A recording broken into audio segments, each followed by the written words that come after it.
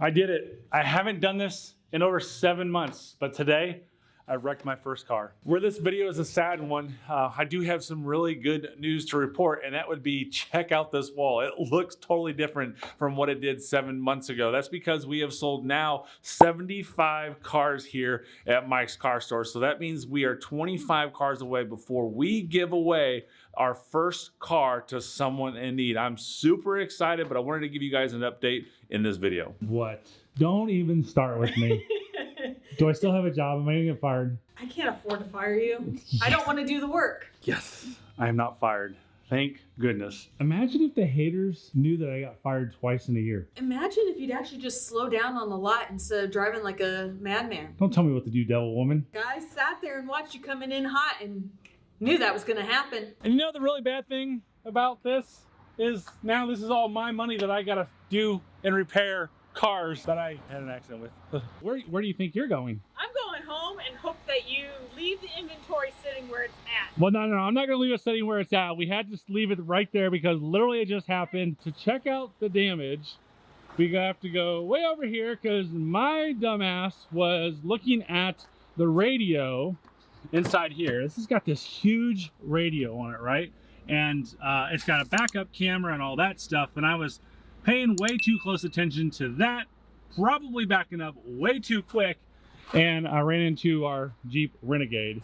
And luckily, I don't think we did any damage. Oh, a little bit right there. Just a little bit on this wheel cap. Not a big deal, thank goodness. And that's what we did right there. We scuffed up the bumper, maybe right there, maybe right there. Ugh.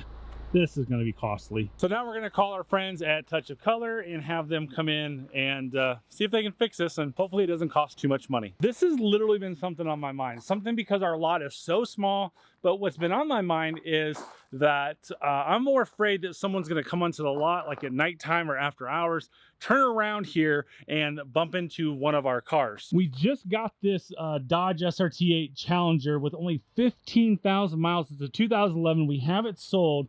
And what I've been practicing and testing as our inventory gets bigger is I've been thinking about putting some cars like this. Now, the law in Indiana says that I cannot park on the grass. So I'm kind of breaking the law right now, but what I want to do is I want to get some gravel and put it down right back here, all the way back. And my buddy Mike, who bought the orange C8 convertible, tells me that we're gonna need about 75 tons of gravel to put in here. So I need to find 75 tons of gravel so that we can put it in here, and then when we come back on asphalt, it'll be ready and we can asphalt this whole place. And we literally will have asphalt all over to about right where that bumper is right there. If we can get those cars back to about right here, that is perfect, because you can see we're kind of close to that hill. The owner of this property, he lives right there, by the way, awesome guy. He said that he used to have a car lot here back in the day, and all of this is gravel up here, so it's just kind of the grass is growing over.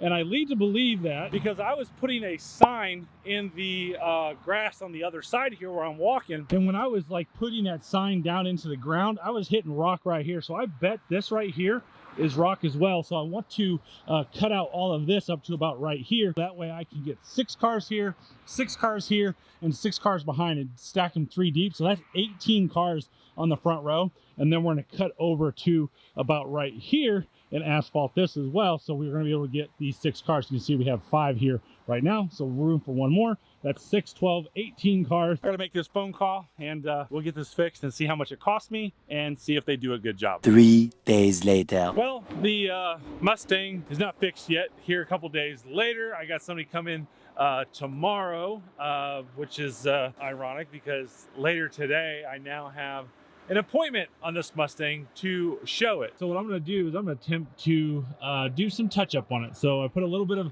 black paint there, black paint there, and black paint there, just to touch it up for right now, because I know people are going to be like, oh, you're just touching it up, that's not right. Well, we're not just going to touch it up. I'm just touching it up just to show it, and then we will get it fixed properly for the customer if they decide to buy that. So they're coming from 2 hours away, and I don't want to waste their time.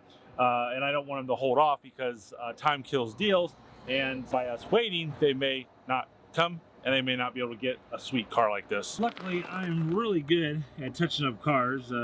23 years in the business doing this. And there you go. It's touched up. It'll work for now. So like I said, we're not going to keep it that way. We're not going to sell it that way. We're just going to show it that way so it doesn't stand out for the customer, and we'll just make it really, really simple to sell, and we'll make a happy customer. So my paint guy will be here tomorrow, and I will show you that process of us fixing it and letting you know how we fix it here on the lot and not taking it to the body shop. It's pretty impressive. All right, my buddy Austin is here. He's gonna fix my mistake. Nobody's ever gonna see that it's done again, and because nobody's ever gonna watch this YouTube video.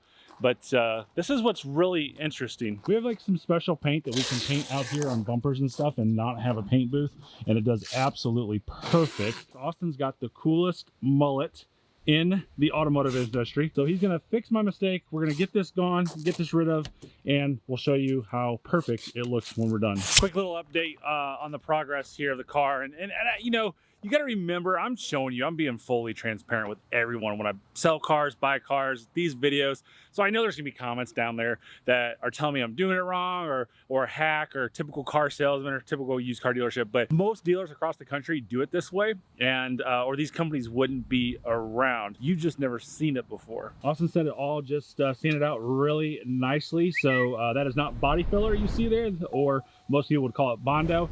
This is just all primer after he sanded the vehicle. So you can see we'll got some scratches there, and he'll paint that all up and clear it and be good to go. I was telling Austin that I know people are gonna make comments down here and being redundant from just a few seconds ago.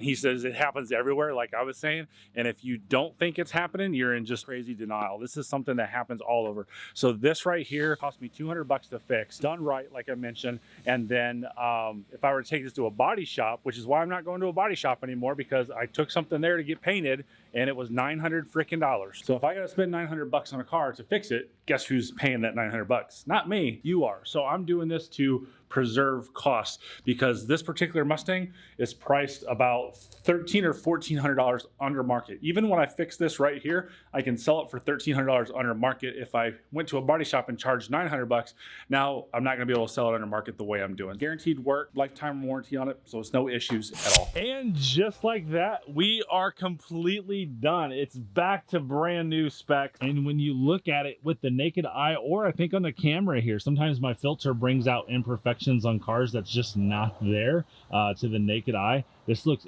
absolutely amazing. And when he was doing this, he found a couple issues over here, which you saw the primer on earlier. So he went ahead and fixed those as well. So that mark up here, not sure if I did it or not, but since we're doing it, we might as well. And then everything's done down here to kind of show you the difference. Orange peel is always a big issue on all cars out there. You can see that there's no difference in the paint or the quality between the rear quarter panel or the bumper cover. And of course, the number one question that everyone always asks is, will this be on Carfax? No, it will not. This doesn't affect the value of the car. It doesn't affect Carfax. It doesn't affect the long-term durability of the car either. Just like I said earlier in the video, the paint's got lifetime warranty on it, so there's no issues with that as well.